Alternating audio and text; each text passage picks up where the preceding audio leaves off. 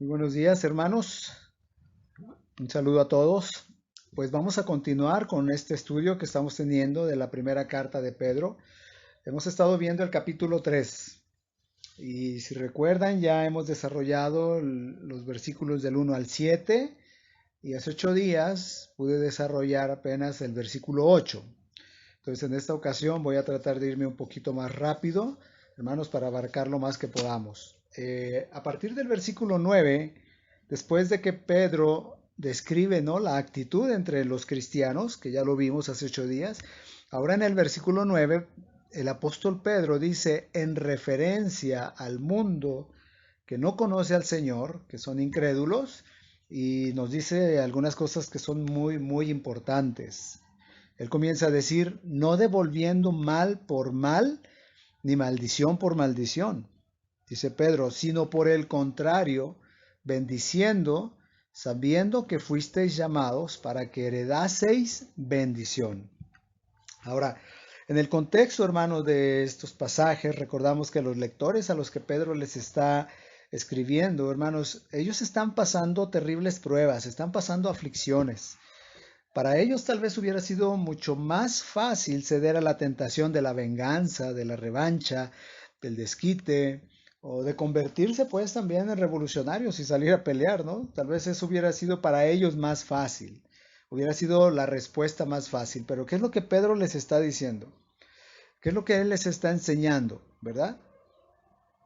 Lo que él les está tratando de sembrar en su corazón es precisamente el darle ese paso a la humildad, ¿verdad?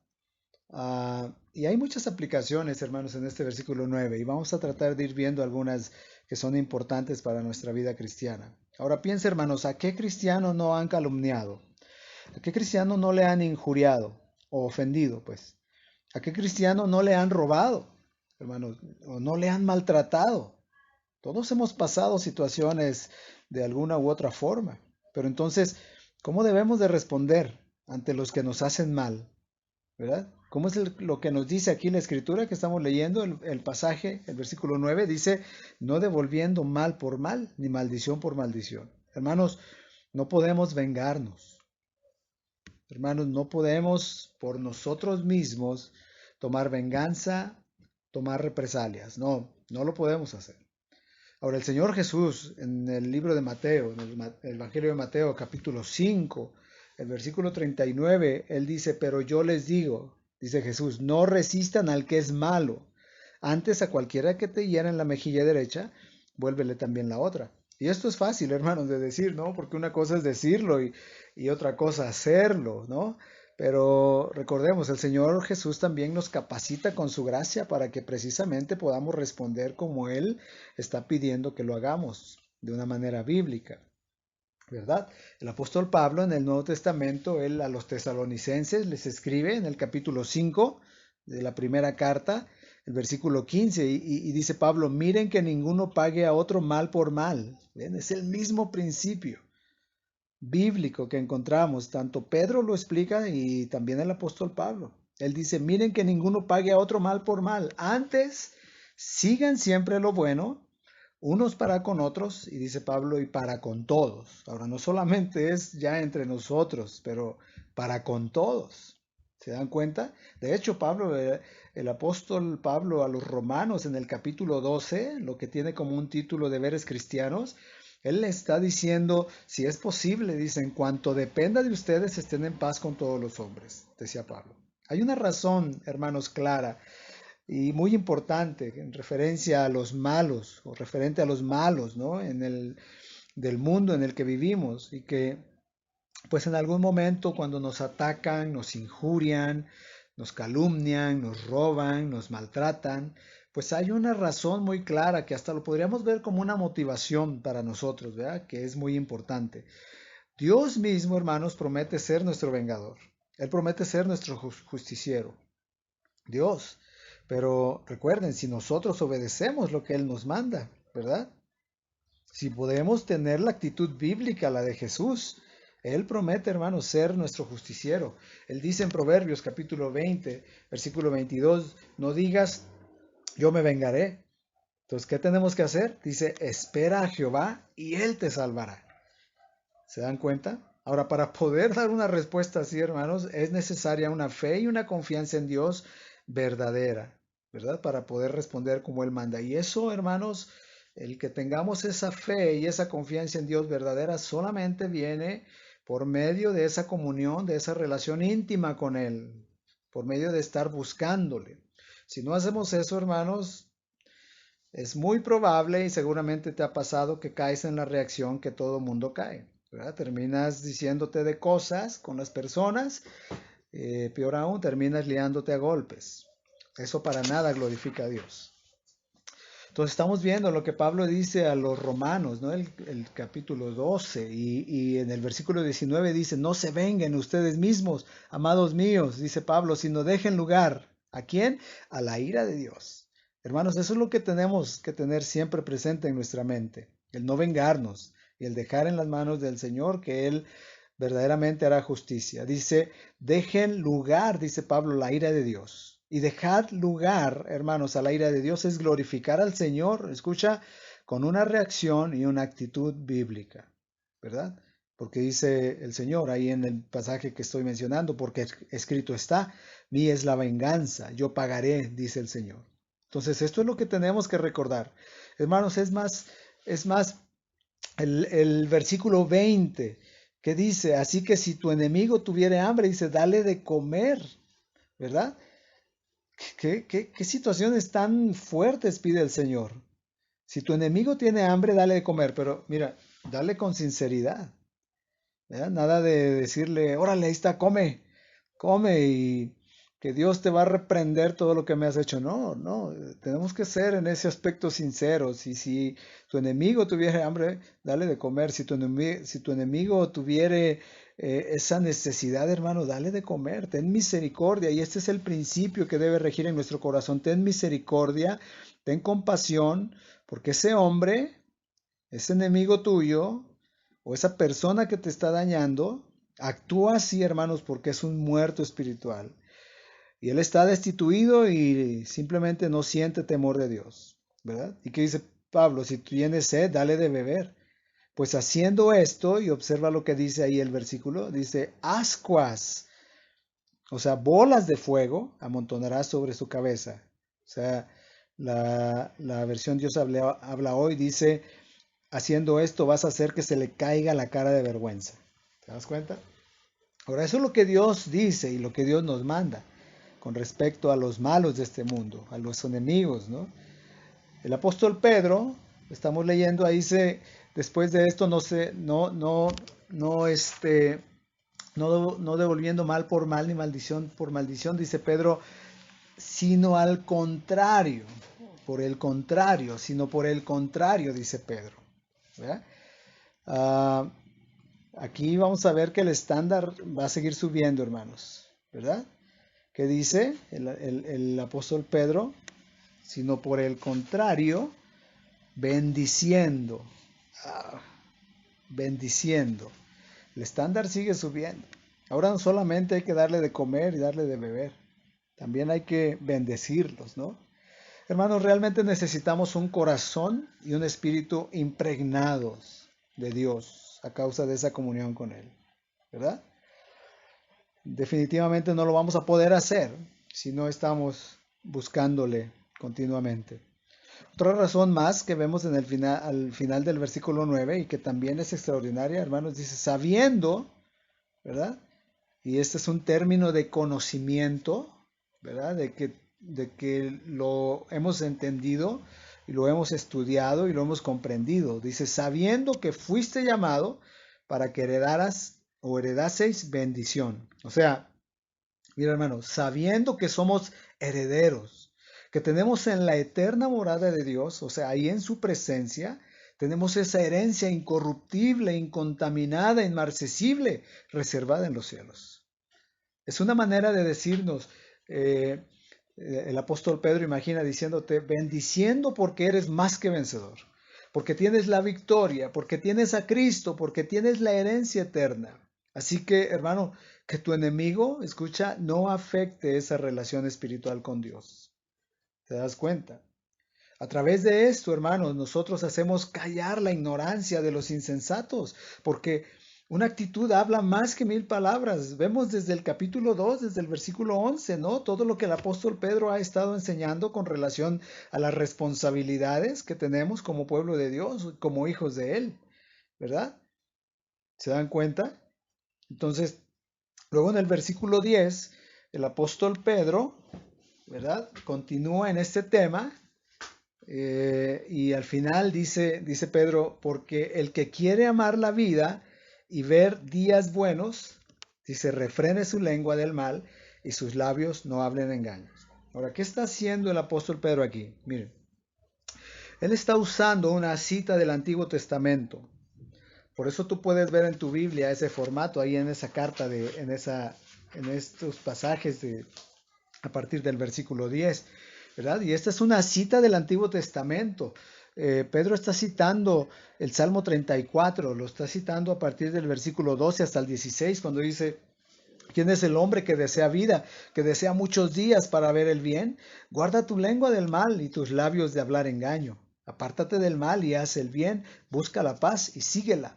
Los ojos de Jehová están sobre los justos y atentos los oídos al clamor de ellos. La ira de Jehová contra los que hacen mal, para cortar de la tierra la memoria de ellos.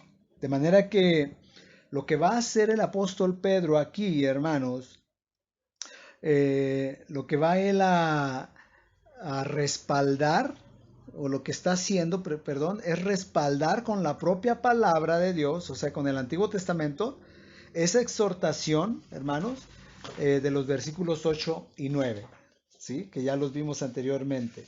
El apóstol Pedro lo que está haciendo es respaldar precisamente con la misma palabra, y en ese tiempo era el Antiguo Testamento, hermanos, lo que él les estaba diciendo.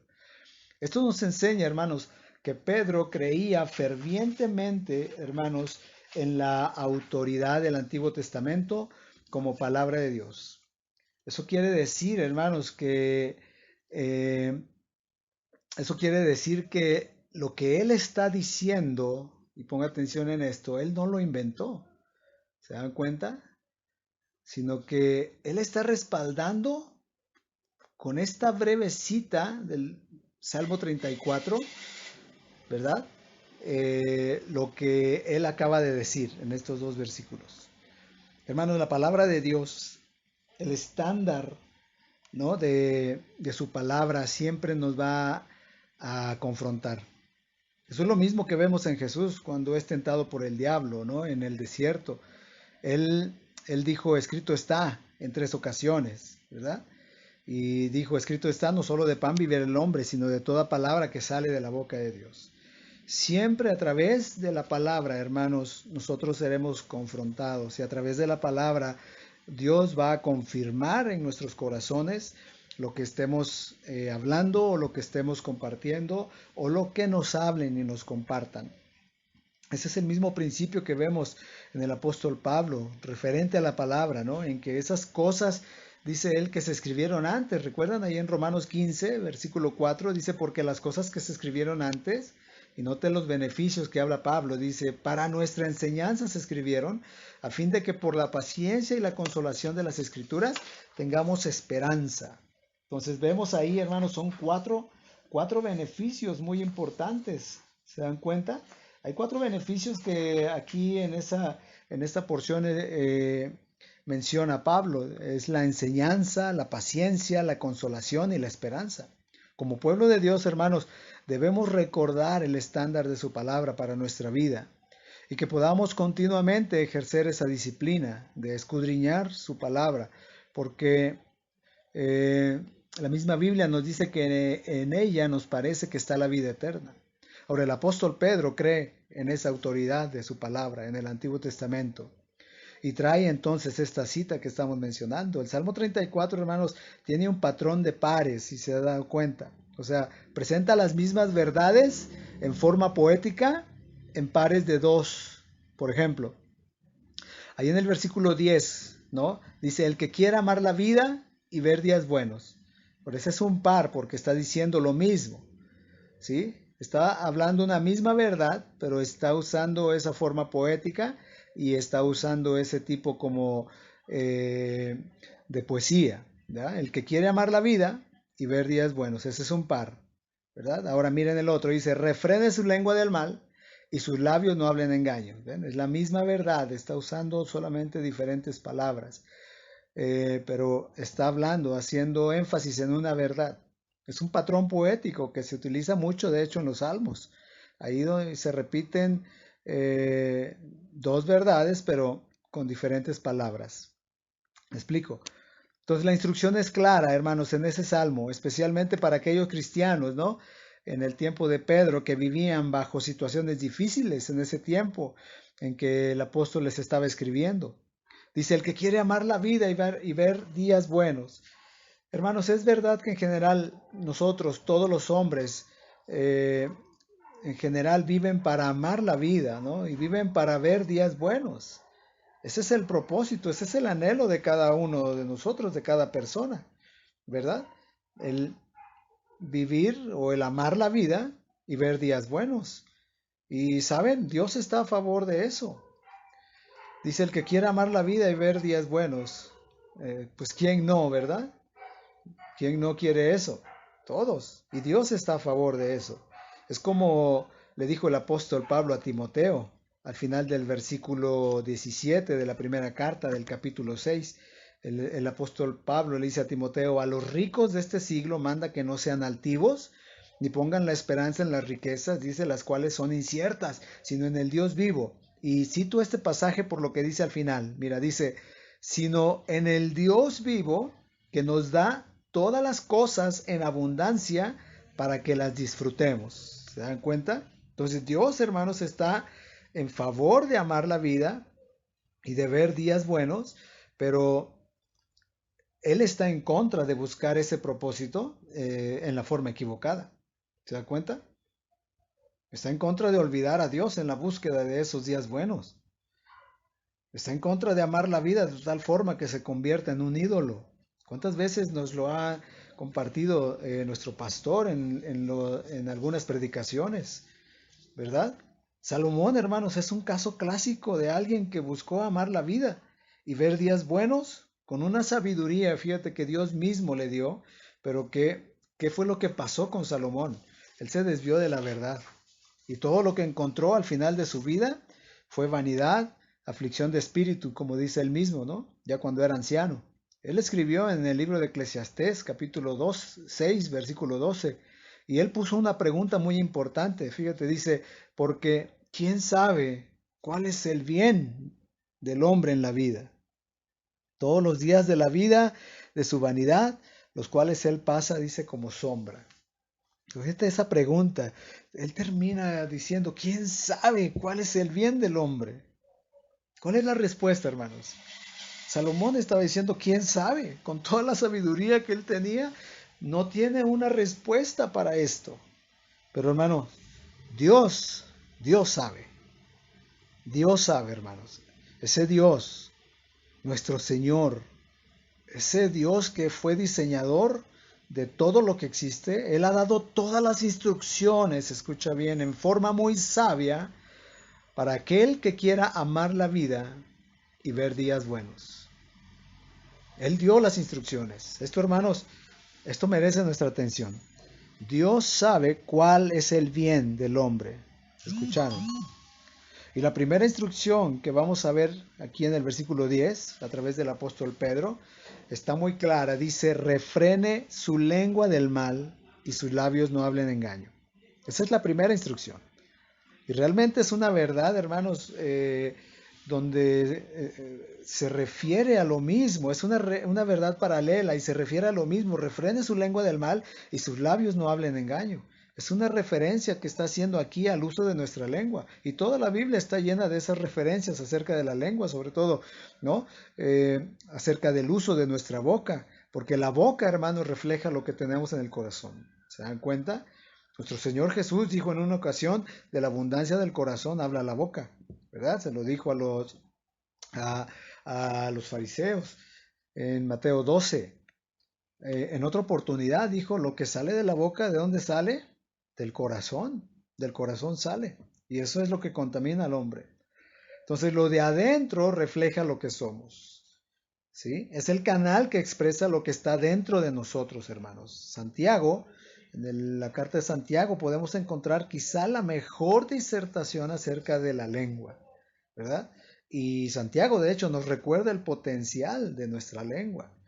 Él dice a partir del versículo 5 del capítulo 3, dice, así también la lengua es un miembro pequeño, pero se jacta de grandes cosas. Y aquí dice cuán grande voz que enciende un pequeño fuego. Y la lengua es un fuego, un mundo de maldad.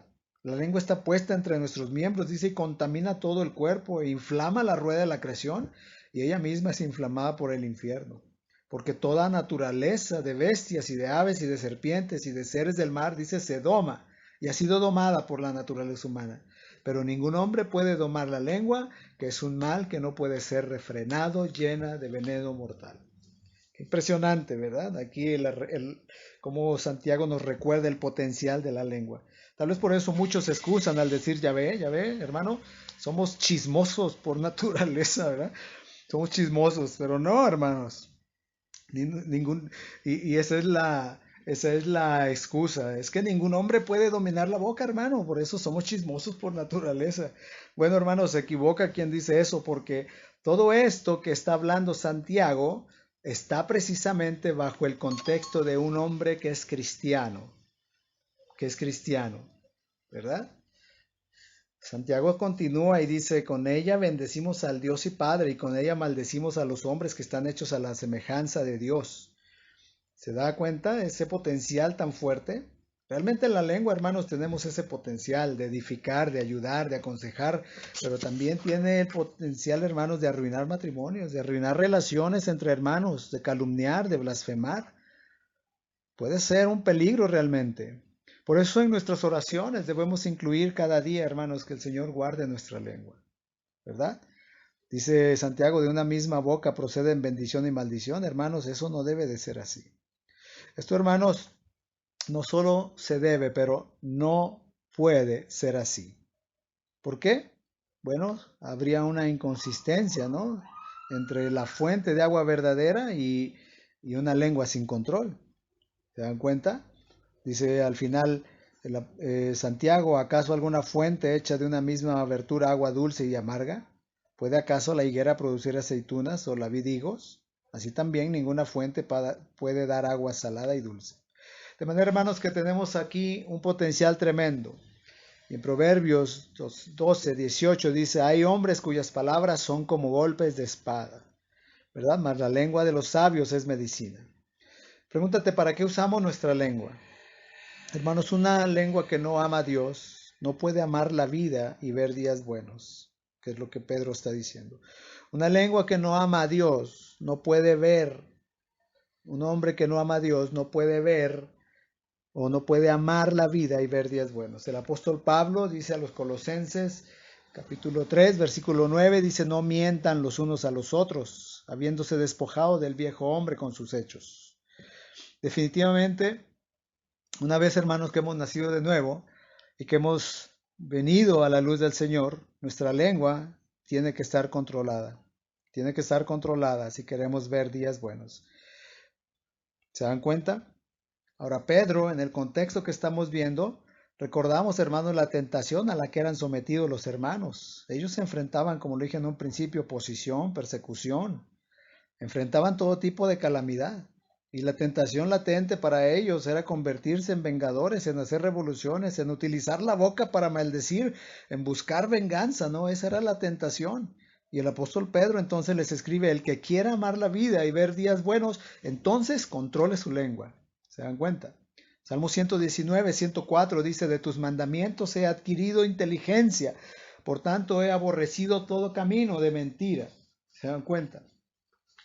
Ahora, la segunda referencia del apóstol Pedro, cuando dice hablar engaño, ¿verdad? Que es lo que estamos viendo, se refiere precisamente a utilizar nuestra lengua, hermanos, para el engaño, para la mentira. Hermanos, esa definitivamente no es la marca del Hijo de Dios. No, hermanos. No podrá haber días buenos quien viva de esa manera, ¿verdad? Sin controlar su lengua y hablando engaño. ¿Se dan cuenta? En el versículo 11 ¿no? Pasamos al versículo 11, hay 4 imperativos necesarios para amar la vida y ver días buenos. Ahí es la continuidad. Dice Pedro, apártese del mal y haga el bien, ¿verdad? Son las instrucciones que estamos viendo. Busque la paz y síguela. 4 imperativos en ese pasaje, hermanos. Qué impresionante. Dice, apártese del mal. Esa es una referencia a una búsqueda intensa, hermanos, de separación de lo malo. ¿Sí me explico? Apártese del mal. O sea, no formes parte de una conversación, hermano, que tiene como objetivo la división, el chisme o la calumnia. Hermanos, apártate del mal, ¿verdad? Qué impresionante eso, ¿no? Pablo le dice a los tesalonicenses, en el capítulo 5, versículo 22, dice, absteneos de toda especie de mal. ¿Se dan cuenta? Absteneos. O sea, hermanos, negocios ilegales, no más, no más. Huye. Dice Pablo, absteneos de toda clase de mal, ¿no? Ahora, por el contrario, dice el segundo verbo, haga el bien. ¿Y qué es hacer el bien, hermanos? Hacer bien no solamente es como yo crea o sienta, porque el apóstol Pablo nos da la guía también de cómo es. Ahí en Gálatas capítulo 6, versículo 9 dice, no nos cansemos pues de hacer bien, porque a su tiempo segaremos. ¿Se dan cuenta? A su tiempo segaremos, si no desmayamos. Y Hebreos capítulo 13, 16 nos da el mismo principio, dice, y de hacer bien y de la ayuda mutua, no se olviden, porque de tales sacrificios se agrada a Dios. Entonces, qué impresionante, ¿verdad? Y lo último que menciona, ¿verdad? Dice, busque la paz y síguela. Busque la paz y síguela. Entonces, hermanos, cuando nosotros queremos tener esa verdadera paz, la única manera, hermanos, es precisamente al estar reconciliados con Dios, al estar justificados por Él. Que es lo que dice las Escrituras en Romanos 5:1, justificados pues por la fe tenemos paz para con Dios. No hay otra manera de tener paz, hermanos, si no es solamente por estar reconciliados con Dios, por ser justificados por Él. ¿Sí? Entonces tenemos que tener esto presente. Ahora vamos al versículo 12. En el versículo 12, hermanos, hay una promesa, ¿verdad? Dice Pedro, porque los ojos del Señor están sobre los justos y sus oídos atentos a sus oraciones. Pero el rostro del Señor está contra aquellos que hacen el mal. Ahora, esta expresión, hermanos, los ojos del Señor. Ahí en el Antiguo Testamento se utiliza la frase los ojos de Jehová y se utiliza 95 veces. 95 veces aparece esa frase en el Antiguo Testamento. Los ojos del Señor, dice Pedro. Esta es una expresión que destaca, hermanos, su omnipresencia. Destaca su omnisciencia. Los ojos del Señor están siempre presentes, pues, para que lo podamos entender. Los ojos del Señor todo lo ven. ¿Se dan cuenta? Proverbios capítulo 5, 21 dice, porque los caminos del hombre están ante los ojos de Jehová y él considera todas sus veredas. Todo está abierto y desnudo, hermanos. Nada se puede esconder. Nada en tu vida puede esconderse. Proverbios 15:3 dice, los ojos de Jehová están en todo lugar, mirando a los malos y a los buenos. Hermano, no hay nada de tu vida que tú puedas esconder. No nos podemos esconder de Dios. Los ojos del Señor están sobre sobre los justos, dice Pedro. Esta es una promesa para nosotros, la iglesia de Dios, sus hijos. El Salmo 139 afirma precisamente este principio. A partir del versículo 7 dice, ¿a dónde me iré de tu espíritu y a dónde huiré de tu presencia? Si subiere a los cielos, ahí estás tú, y si en el Seol hiciere mi estrado, he aquí, allí tú estás. Si tomare las alas del alba y habitar en el extremo del mar, aún allí me guiará tu mano y me asirá tu diestra. Y si dijeres ciertamente las tinieblas me encubrirán, aún la noche resplandece alrededor de mí, aún las tinieblas no encubren de ti, y la noche resplandece como el día. Lo mismo te son las tinieblas que la luz. Hermanos, los ojos de Jehová están sobre todos los justos. Ahora, ¿quién es un justo? Bueno, uno que ha sido justificado, ¿verdad? ¿Sobre quién están los ojos del Señor? Los ojos de Jehová sobre los justos. Pedro también dice, y sus oídos atentos a sus oraciones. Y eso nos muestra, hermanos, que Dios no es sordo. Sus oídos están atentos a las oraciones. Pero recuerde que siempre existe esa condición, ¿verdad? Que mencionamos en el final del versículo 7 para los hombres. Entonces también, hermanos, si tú no oras y si tú no buscas al Señor, si no lees, pues ¿qué te va a responder Dios? ¿Verdad? Eso es importante también, es otra condición. O sea, sus oídos están atentos a nuestras oraciones, pero si tú no oras, no tomas tiempo para orar, para tener esa relación con Él, pues hermano, ¿qué te va a contestar el Señor? ¿Me explico? Ahora, Filipenses 4, dice Pablo, por nada estén afanosos, sino sean conocidas sus peticiones delante de Dios en toda oración y ruego con acción de gracias. ¿Por qué, hermanos? Porque precisamente, como estamos viendo, los ojos del Señor están sobre los justos y sus oídos atentos a sus oraciones. Entonces, de la misma manera que este versículo 12, ya lo vimos, guarda una promesa para nosotros que conocemos al Señor, también para aquellos que hacen el mal. ¿Verdad? Que dice, pero el rostro del Señor está contra aquellos que hacen el mal. Hermanos, definitivamente aquellos que piensan que pueden burlarse de Dios, que pueden desobedecer a Dios, que pueden jugar con Dios, deben saber qué es lo que dice su palabra, que el rostro de Dios está contra aquellos que hacen el mal. Y tarde o temprano, hermanos, el Señor se habrá de vengar de todo eso. Pero nosotros, su iglesia, que queremos amar la vida y ver buenos días, debemos tener ese principio en nuestra mente y en nuestro corazón. No nos no nos queda, perdón, la menor duda de la maldad que hay hoy en día. Es más, se está agravando día con día y no podemos negar de ninguna forma que el mal, hermanos, y la corrupción van en aumento, de acuerdo a lo que la misma palabra nos enseña, ¿verdad? Eh, Posiblemente a algunos de ustedes les salta la preocupación acerca del futuro de sus hijos o de sus nietos, de lo que les espera en este mundo, ¿no? Al grado que se convierte pues precisamente en una batalla constante y continua, ¿no?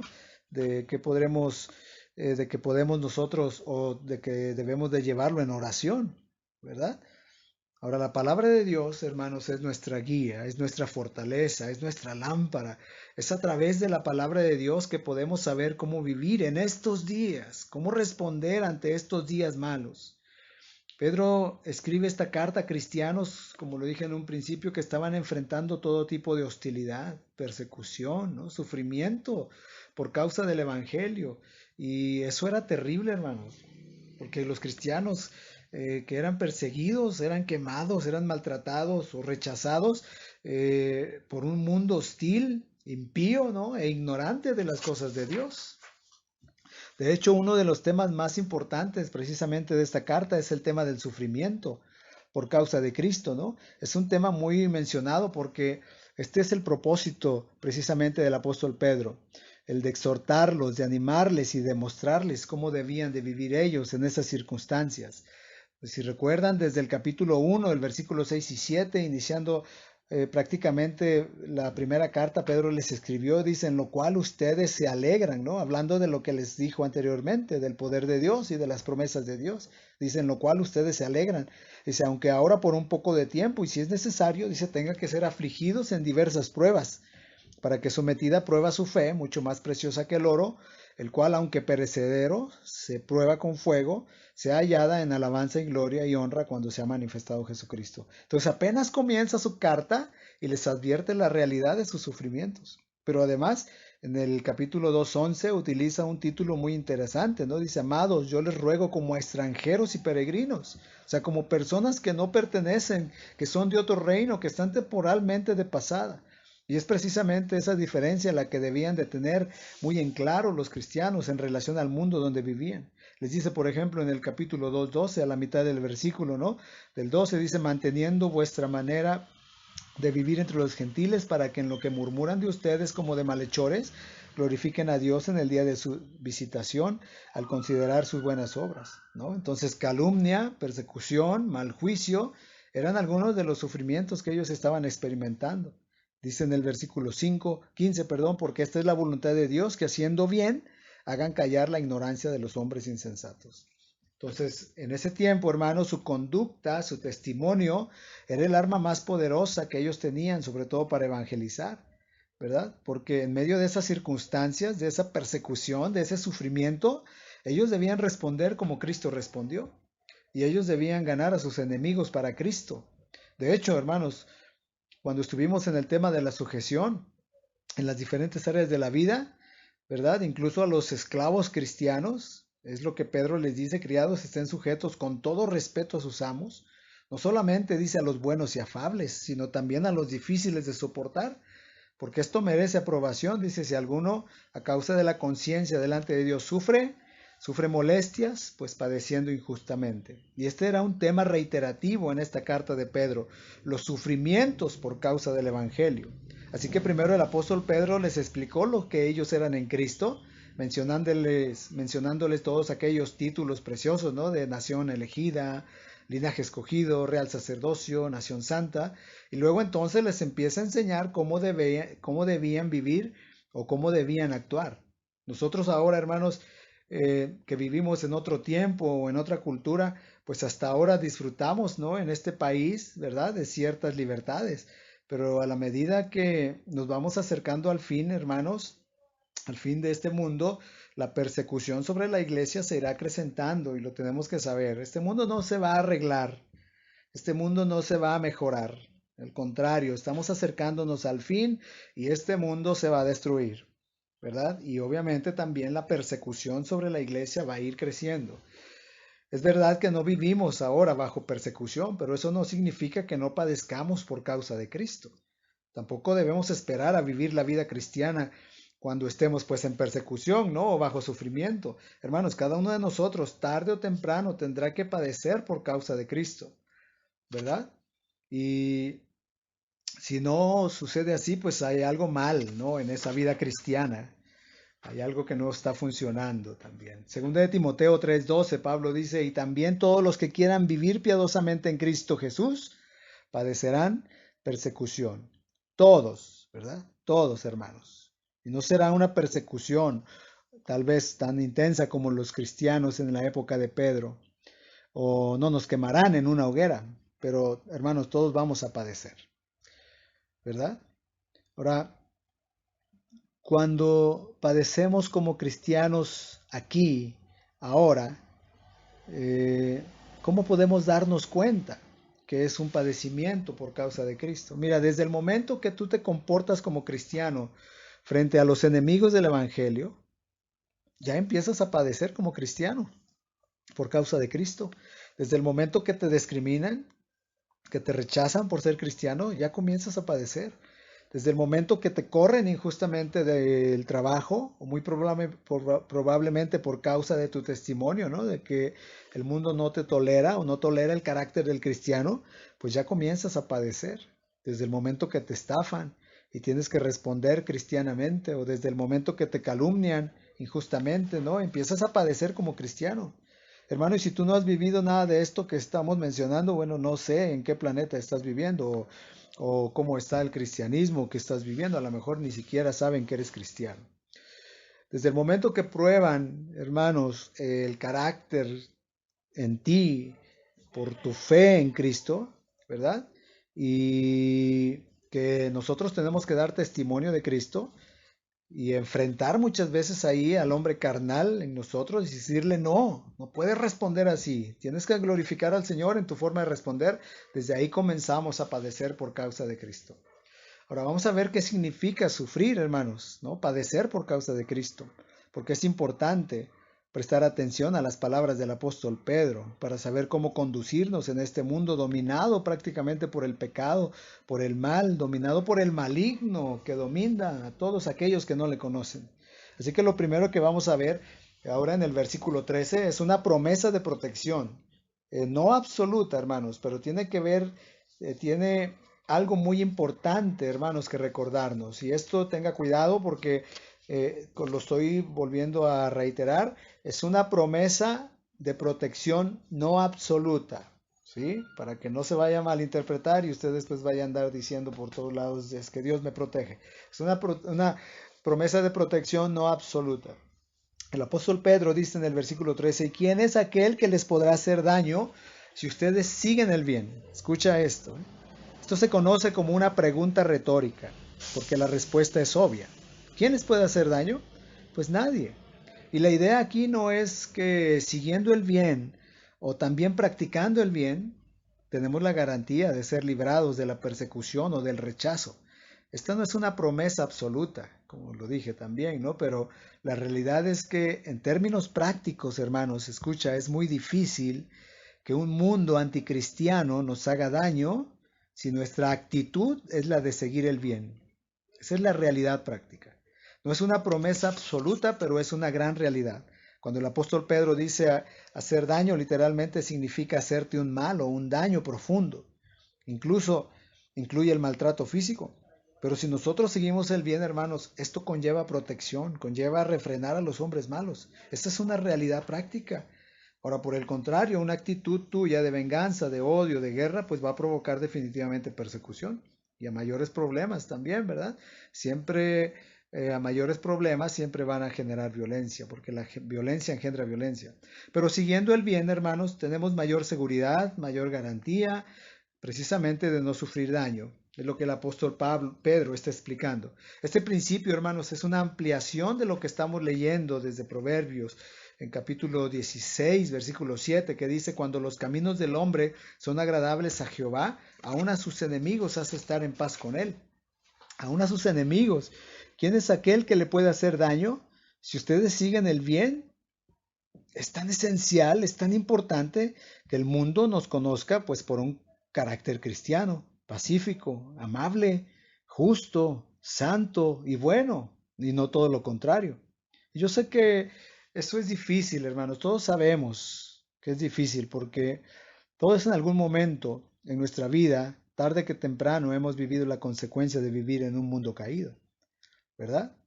Hay otra versión que este versículo 13 lo traduce así de esta manera, ¿y quién les podrá hacer daño a ustedes y si demuestran tener celo por lo bueno? ¿No? Ahí se muestra una pasión por seguir el bien. Hay otra versión que también dice, ¿quién podrá hacerles mal si ustedes se empeñan siempre en hacer el bien? Así que hermanos, cada vez que tengas pruebas donde tengamos que padecer por causa de Cristo, recordemos esto, es lo mismo, ¿no? Que encontramos por medio del apóstol Pablo en Romanos 12, 18, dice, si es posible en cuanto dependa de ustedes. No tenemos el control, hermanos, sobre la maldad del mundo, ¿no? Del inconverso. Pero Pablo dice, si es posible, en cuanto dependa de ustedes, estén en paz con todos los hombres. Porque ahí mismo, hermanos, teniendo esa actitud, vamos a librarnos de problemas. Esta es una promesa de protección, es lo mismo que el apóstol Pedro dijo en el capítulo 2:15 también, porque esta es la voluntad de Dios, que haciendo el bien, hagan callar, dice, la ignorancia de los hombres insensatos.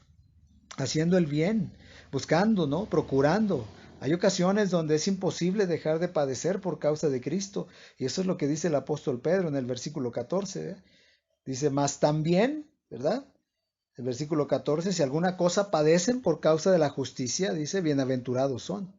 Por tanto, no se amedrenten por temor de ellos, no se turben si alguna cosa padecen. Ahora aquí dice Pedro que es posible, ¿no? Que a pesar de hacer bien, nos toque de todas maneras sufrir por causa de Cristo, ¿no? Dice Pedro, más también si alguna cosa padecen por causa de la justicia. Porque recuerden que no todo el sufrimiento que viene a nuestras vidas es por causa de Cristo.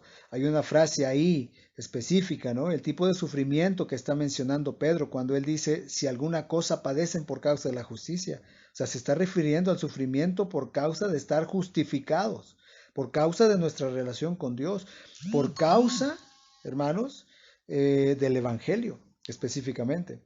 Y cuando dice más también, nos está diciendo que se puede dar el caso de que aún siguiendo el bien tengamos que padecer. Como Jesús mismo dijo, ustedes serán aborrecidos de todos por causa de mi nombre. Por supuesto, ¿no? Jesús dijo, si con el árbol verde hicieron lo que hicieron, ¿cómo no van a hacer con el árbol seco? Pero en medio de la prueba, hermanos, de persecución, de sufrimiento, de padecer por el Evangelio, debemos pensar que por causa de Cristo, hermanos, es un privilegio. Es lo que está diciendo la palabra. Dice, más también, si alguna cosa padecen por causa de la justicia, son bienaventurados.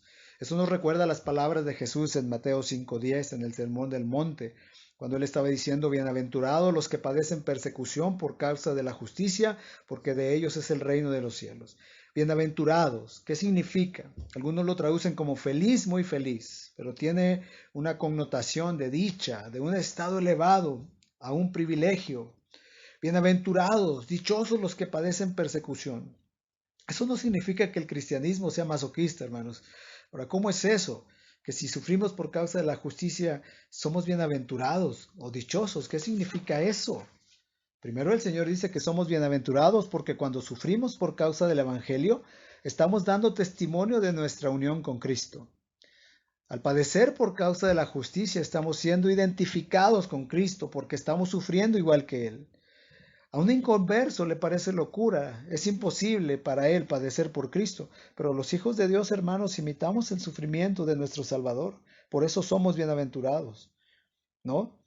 Jesús dijo, acuérdense de las palabras que les he dicho, el siervo no es mayor que su Señor, si a mí me han perseguido, también ustedes los perseguirán.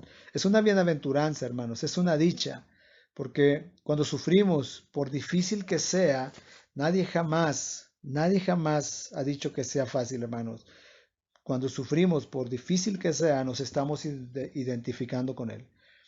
¿Recuerdan la semilla que cayó entre pedregales? ¿Recuerdan? Es aquella semilla que no tiene raíz. Dice la palabra que al venir la aflicción y la persecución por causa de la palabra, tropezaron y se secaron. De manera que es un testimonio de nuestra conversión, de que somos hijos de Dios.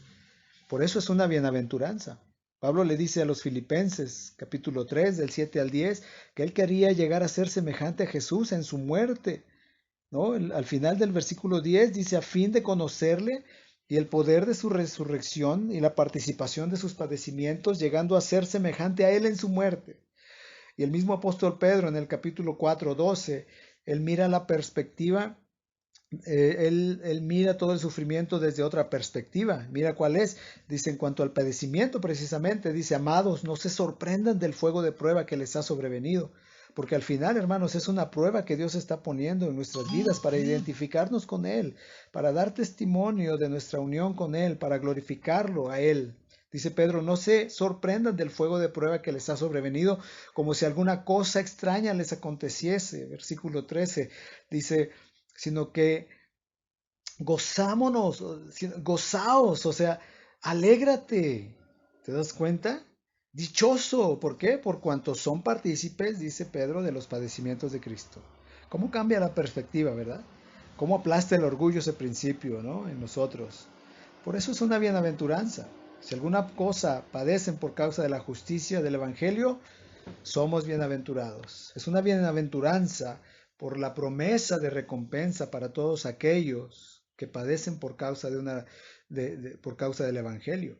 Lucas capítulo 6, 35, Jesús dice, amen a sus enemigos y hagan el bien y presten, no esperando de ellos nada. Y dice Jesús, y será su galardón grande y serán hijos del Altísimo, porque Él es benigno para con los ingratos y malos. Entonces ahí vemos dos cosas, ¿no? Hay un galardón grande, ¿verdad? Por eso es una bienaventuranza, y hay una identificación que nos deja precisamente saber y confirmar que somos hijos de Dios. Serán hijos del Altísimo, dice, porque Él es benigno para con los ingratos y malos. El objetivo de cada uno de nosotros en esta vida, hermanos, es ganar a los ingratos y malos, por muy difíciles que sean. Es ser hijos del Altísimo, porque nosotros antes de ser cristianos, pues éramos ingratos y malos. Y debemos orar y rogar al Señor para dar testimonio de esa verdad. Mateo utiliza esas mismas palabras, dice que para que sean hijos de su Padre que está en los cielos, que hace salir su sol sobre buenos y malos y hace llover sobre justos e injustos. De eso se trata, hermanos. Ese es el principio que Pedro le recuerda a estos cristianos que sufrían por causa del Evangelio. Hagan el bien, ¿quién les podrá hacer daño? Pero si en dado caso que haciendo bien les tocara sufrir por el Evangelio, miren, dichosos, felices, bienaventurados, porque su galardón va a ser grande. Se están identificando con el Hijo de Dios. Y cuando recordamos ese mandamiento del amor hacia nuestros enemigos, hermanos, ahí nos quedamos sin palabras, ¿verdad? Amen a sus enemigos, oren por los que les ultrajan y persiguen, decía el Señor Jesús. Ahí nos deja sin palabras el Señor, hermanos. El versículo 14 en la parte final dice, por tanto no se amedrenten por temor a ellos, ni se turben, o sea, no se preocupen o no teman lo que ellos temen, o no se dejen asustar, les decía Pedro.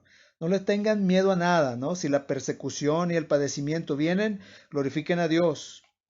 Glorifiquen a Dios por ello, porque es una prueba donde tú te puedes identificar como hijo de Dios, padeciendo como Cristo padeció, dice Pedro, pero no teman, no se asusten. El Salmo 118, 6 dice, Jehová está conmigo, no temeré lo que me pueda hacer el hombre. Y el Salmo 34, 4 dice, busqué a Jehová y él me oyó y me libró de todos mis temores. Al final el hombre, hermanos, no puede hacernos un verdadero daño a nosotros, para nada, para nada. Así que Pedro les exhorta de que por terrible que sea la persecución, ellos no podrán ser tocados, porque al final lo más importante, lo que dice el Señor Jesús, ¿no? En el capítulo 12 de Lucas 4 y 5, ahí Jesús dice a quién sí en verdad hay que temer, no a los perseguidores, no a los enemigos, no a los ignorantes incrédulos de Jesús. Dice Jesús, más les digo, amigos míos, no teman a los que matan el cuerpo y después nada más pueden hacer, porque hasta ahí llegan, hermanos. Ya una vez que te matan, ya está ahí. Ya no pueden hacer más. Dice, pero les enseñaré a quién sí deben de temer. Dice Jesús, teman a aquel que después de haber quitado la vida, ¿verdad? Porque si nos toca sufrir por Cristo aún al punto de la muerte, aún eso está bajo la soberanía y el control de nuestro Dios, ¿verdad? Dice, teman a aquel que después de haber quitado la vida tiene poder de echar en el infierno. Sí les digo, a este teman. Ese debe de ser nuestro temor, y no un temor de miedo, sino de reverencia, de respeto, de reconocimiento, ¿verdad? De reconocimiento a su soberanía y su poder.